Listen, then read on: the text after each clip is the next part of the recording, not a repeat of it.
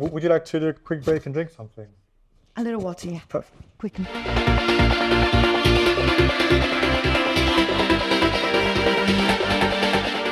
This episode is presented by my friend Joy in his co-working space, The Village. Hi, we are The Village, a workshop, co-working and event space in Prenzlauer and also the house of Miskeo Parfums. Check the links in the description. B, you are from Brazil. Yes. What brought you to Berlin?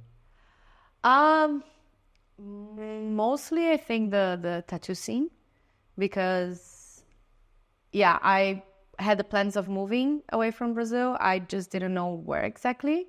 Initially, like the logical way would be UK because of language. But then Brexit happened and I was like, ooh, I don't know, like, because I had the chance of taking like Italian citizenship like many people in Brazil. So I was like, okay, I can live easily somewhere in Europe. But then if the UK is not in Europe anymore, in the EU, it's going to be harder. So I was like, where do I go? And initially, I was considering like a lot of things like life quality, and I was already tattooing, so the tattoo scene as well.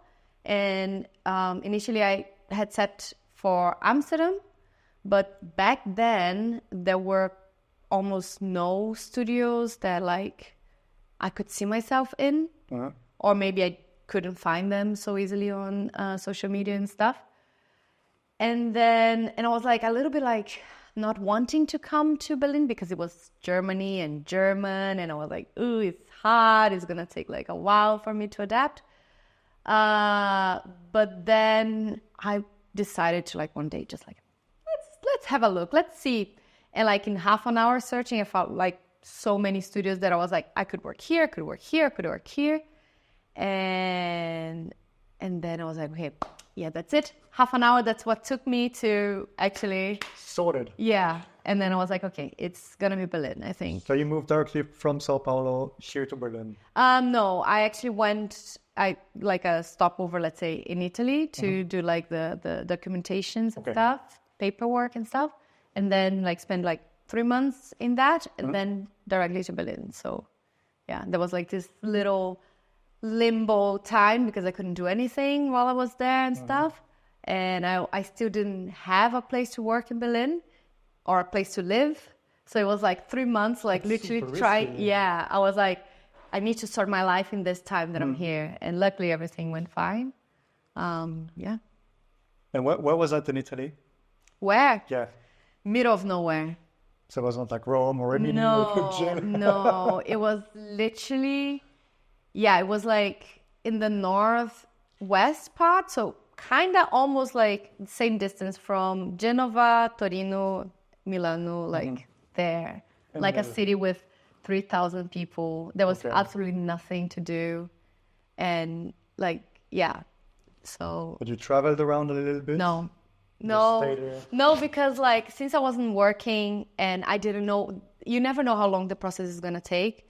So I had like a limited amount of money, and of course like with like it was fine, but I was like I cannot like splurge right now. So I will do this another time. So it was like literally like I was there for business.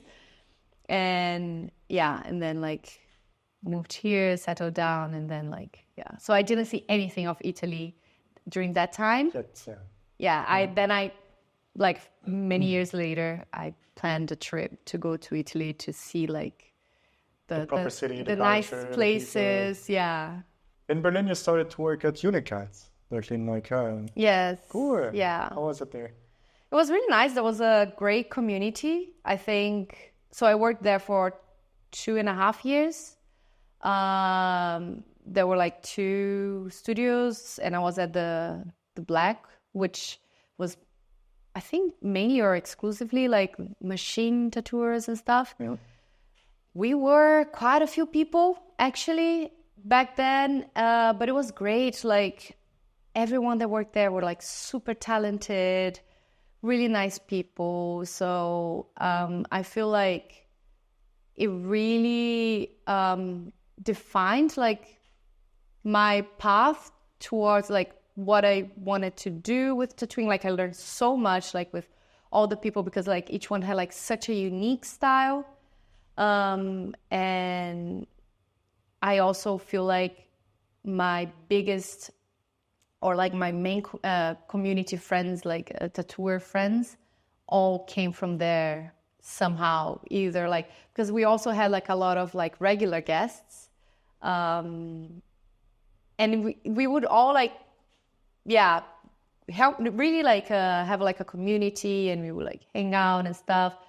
I lived like very close by, so also like I would go earlier, spend some time, stay longer. It was when I just had moved to Berlin also, so I didn't have a lot of friends or like things to do. So like I would spend more time also at the studio, and I feel like people in general would as well. So yeah, I really created like I feel like a strong community of tattooer friends that came from there. And how did all these relationships evolve over the years? Because like, I mean, you have a very, I'm admiring you for you being able to keep this great friendship and business relations, let's call them like that, over the years, especially moving like from one space to the other. Mm-hmm. You know what I mean? Like how it is, like, what was the thing that made this relationship stay the same and evolve in a good way? I mean, I don't feel like it necessarily stayed the same, but like, yeah, it always like you get closer, like you distance yourself a little bit, but you still have this relationship. I don't know. Yeah, I'm really not sure. I feel like the times, like we really had a lot of like social times, also like going for dinners and yeah, just going out and stuff. But also like with a few friends that I made, I've gone to guest spots together, and I feel like that really like binds like a friendship. You know, it's like you're living together for a week, you know, and you go out, you have fun, you know, and I feel like really that there was like something probably key for that, and then you hang with these people who also have like a closer relationship with some other tattooers. So like, you know, sometimes like we bring everyone together and becomes like, so, you know, I feel like it kind of is self-sustainable, like for the relationships. Yeah. And then it's like friends and friends from friends. So everyone is bringing people together. I think so. Yeah, probably. Yeah. And what would you change right now in your actual situation? If you could. Like in Do you miss something? studio? I don't know. Because from what I hear, you seem very fulfilled, which is very nice to hear. Yeah. Can I change Instagram? How the algorithms work? I guess yes. like because let's talk about it. Yeah, I mean, I feel like it's the thing that honestly impacts the most because, well, we cannot say that it's only that. I feel like there are a few possibilities of, or like theories that like say like why seems like there is like this wave of like a crisis of people not having so many clients and stuff. But I do think that like a great part comes from like how social media is not just there like serving you, like giving you like views, giving you like visibility and bringing clients. And there's the thing that if people don't see your work often, like it slips their minds. Like I have a lot of tattooers that I'm like, oh yeah, I actually follow you, but I haven't seen like there are some really cool posts, and I'm like, I haven't seen anything for I don't know since when, you know. Yeah, I mean, I feel like that's something that is making the job as a freelancer tattoo artist nowadays a little bit more difficult. We became content creator on top of what we're doing. Yeah. I mean, we were always saying like, we don't have a boss. Well, Zuckerberg changed that. Yes. So and now the time when you just have to create art and post it online, people see it, like it, and then contact you to get an appointment are over. Yeah. How do you manage your social media nowadays? Yeah. Well, I try to be consistent, like posting often and giving a taste of like also my private life. I don't like to overshare my life. I also don't like even to show so much my face on social media. I've never spoken to the camera on social media. Yeah. Yeah. And I try to, I don't know, I don't follow so much the trends, but I try to keep up with things as much as I can. So it's like, oh yeah, now you have to make reels all the time. And at first, like, you're like, I don't want. But like, I mean, what you gonna do? You know, like, you wanna keep being relevant. You gotta dance to the song that Instagram is playing, you know, but you make your moves, you know. So like, I try to like make reels, and I try to like, you know, we always try to be interesting, funny. I don't know if I'm succeeding or not, but I try. And sometimes you gotta pay an ad. Like, unfortunately, I feel like you do it often. Do you do it often? I started this year to do a little bit more often. I used to like, I don't know, I'm going to like a guest spot and at first try like just organically, and it would work, and then I would be like, fine. But then it started like being harder and harder to reach these people. So I started like paying a little ad for like a guest spot, and I would see results. And then, but like not even paying too much, you know, like a I don't know, 15, 20 euros or something for an ad. But then last year I've tried that and really did like no results at all. Yeah. And I felt like this year, like really my reach like had gone down by a considerable bit. And I was like, okay, what do I do?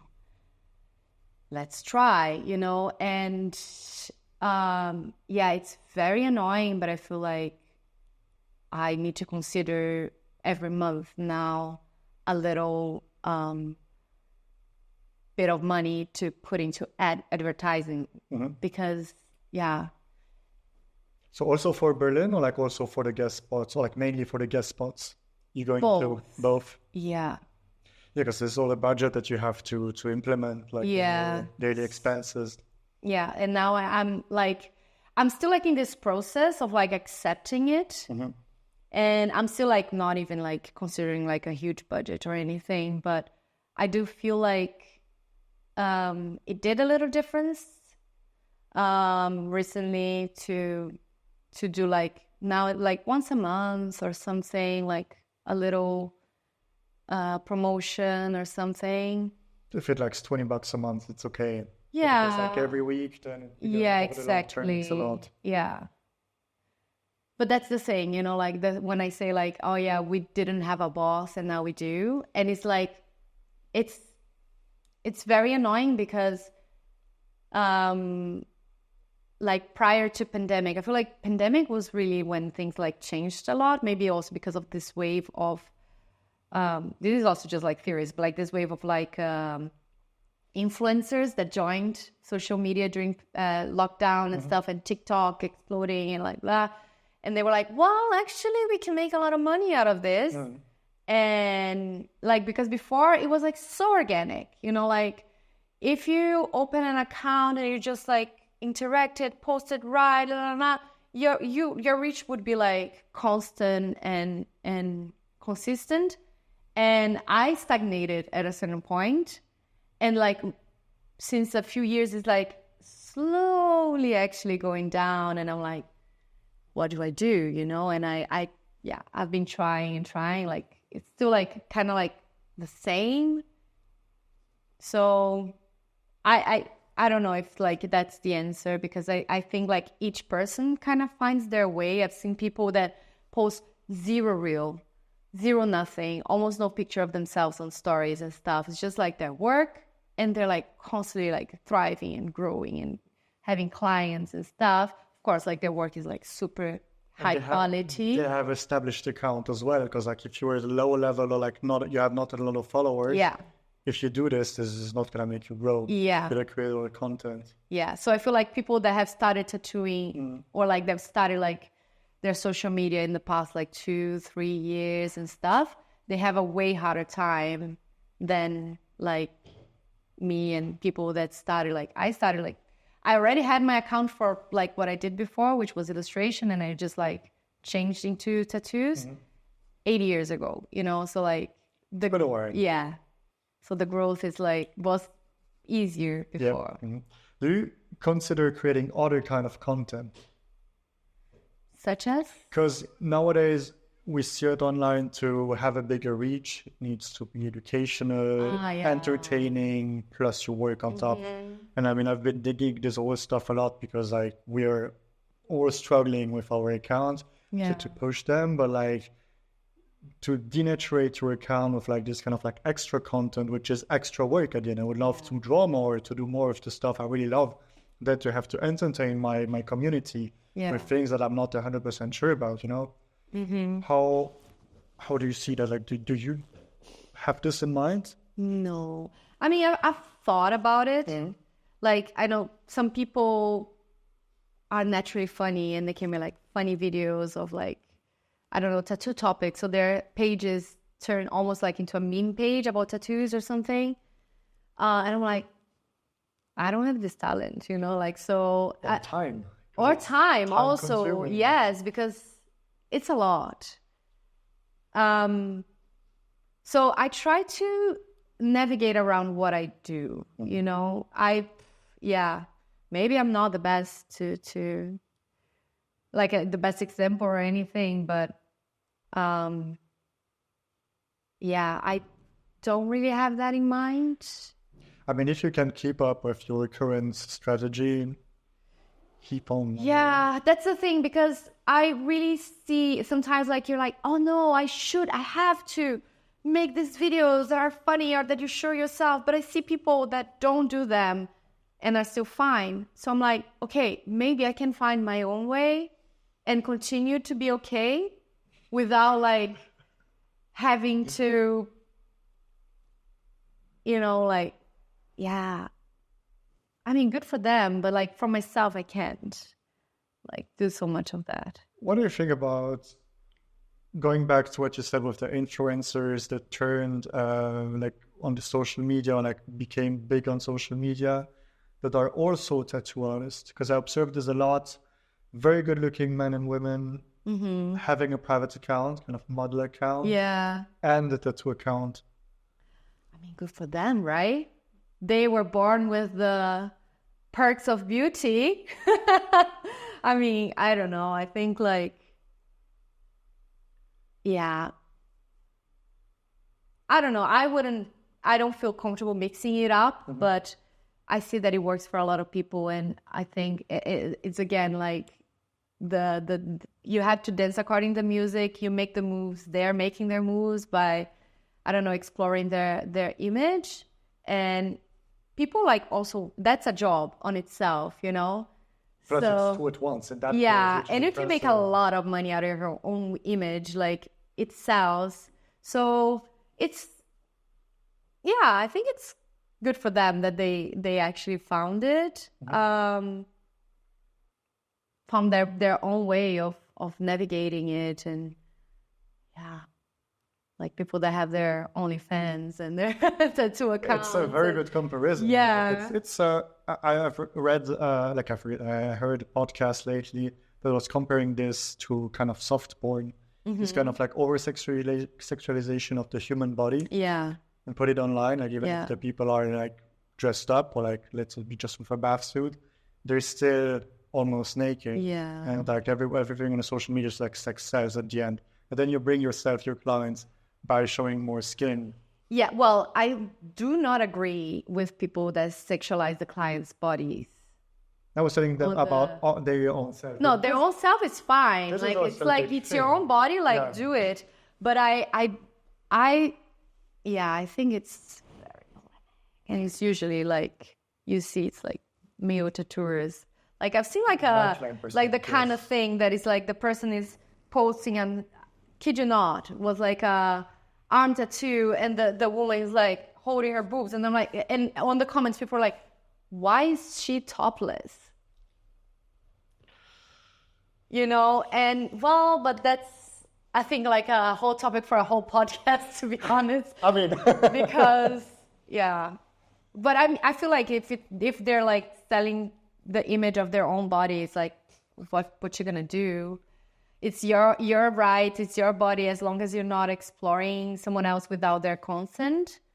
and what if the client is like very into it as well? Because I observed this a lot. Yeah. And I had this discussion also a few times, and like I was surprised to see how many clients are also like very open to do this kind of things. Yeah.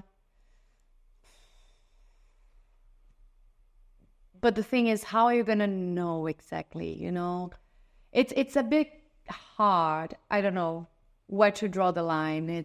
It's very blurred, because there are these people where like actually maybe their whole portfolio is based on that. You know, like all the hotties, like in the tattoos, yeah. And the clients are happy to be there, to be shown in their accounts and stuff. But there are also the people that are just like predators, and they're doing that without the client's consent. So, I mean, it's complicated. But I think, like, to be honest, there's also like the thing that is like so problematic on social media itself. Now, like, pulling to a different direction, which is like, regardless of the consent or not, but how social media sometimes also will punish you. And yeah, strike your account because you publish this kind of... Yeah. So it's like there are so many layers that you can discuss this whole topic. And like, I think the worst one is the censorship that now you have. Because like, of course, you can discuss the words. If it's right or not, like if it's the morals of it, which is like, it's really hard to reach, because like you have the thing that like maybe the client wants and is consenting to that, and like, so you're in a way take advantage of using their image for that, for your own publicity. I'm not the right person to say, like, is that right? Is that wrong? I don't know. Like, it depends on, like, how you see the thing. But I think, like, it's much harder to navigate. Because, like, you see people whose whole body of work is based, like, Alba, my friend Alba Ray. Like, she does, like, this beautiful, like, women, like, flowing with the body. And, like, they are nudes. It's, like, nude art. But doesn't even show anything of the body of the person itself. But like, she's constantly shadow banned because it's nude. It's like, excuse me, like, have you ever been to a museum of like a Renaissance museum? You know, it's art. Still, like, yeah. So there is less children in the museum than online. Huh? There is less children online, on a museum than online. I mean, should be the other way around, though. But like, then you're saying that like nudity, when it's not sexual, should it be shown? No. What I'm saying is like, topographically, there is more people going online in a young age than children going to the museum to enjoy art. No, yeah, absolutely. But like, so if they're censoring this when it's like a not sexual depiction of a body, with the excuse that is like to prevent children from seeing, it's like, have you ever been on the internet? Like, do you think Instagram is the only thing? You know, like, so I feel like social media is so controversial nowadays in so many ways. And it's like you have fun there, but it's also like, at what cost, you know? Do you think a platform just for tattoo artists or for some artists in general would help us to get a new approach to our craft and like to get more clients, so we can separate our work to the rest that's happening online? Because like Instagram nowadays, Like you have everyone in the same pot, Yeah. you know? Yeah. Let it be the models or like your travel destinations or cooking recipes or sports. Everyone is fighting against each other for the poor attention span that everyone has nowadays. Yeah, I don't know. Like there has been a few attempts, right? Like there was like Tattoo Do and that created their own platform. There was like We Are Cold that created their own platform, and they were like gonna expand even to like manage like guest spots and bookings and stuff. But it didn't take off. None of them. Recently there was this new platform that was like more focused for like illustrators and Kara, right? yeah, Kara, which I was like, oh my God, could this be the solution? Because like so many artists migrated there like at once, but it didn't continue because the thing with Instagram and TikTok is the addiction that it creates. It's like I get my phone and I want to open my calendar. Suddenly I'm on Instagram scrolling. I'm like, how did I end up here? Yeah. You know? And that's the thing, like with Kara, I was like, oh yeah, I need to post a Kara. And then like I would remember like the first 3 times. But because my brain is not like, it doesn't bring the I don't know, serotonins, endorphins, whatever, hormones of happiness that the social media like brings, like it doesn't. So It's a quick dopamine kick. yeah. So it's like, it's not on your first thought to go there to support. And like the thing is, you don't want just the artist, you also want the clients. And if you're working with like companies, like if you're like a illustrator or like a concept designer, whatever, like the companies don't need the fund. So for them as a portfolio, these platforms can work. But like when you're working with like normal regular people and you want to like convince them to come to you, like then that's when you like, which is like what social media has made of us. That's the hardest, you know, like if you create like a secondary platform that is just something a bit more serious and a little bit more like straightforward business, I'm not sure how much that would be interesting for people to just spend time there.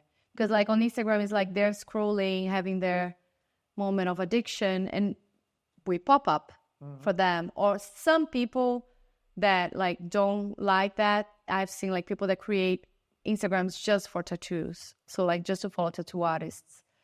And then it's a little bit more straightforward for them.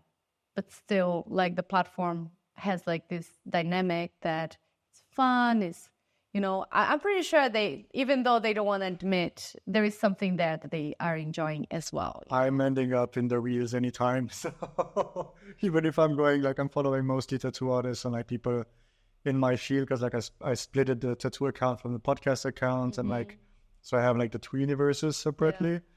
But in both cases, even if I'm working on the app, I end up scrolling on the Explorer and like on the reels, and I'm consuming way too much of my time because of that. Yeah. Yeah, that section is dangerous.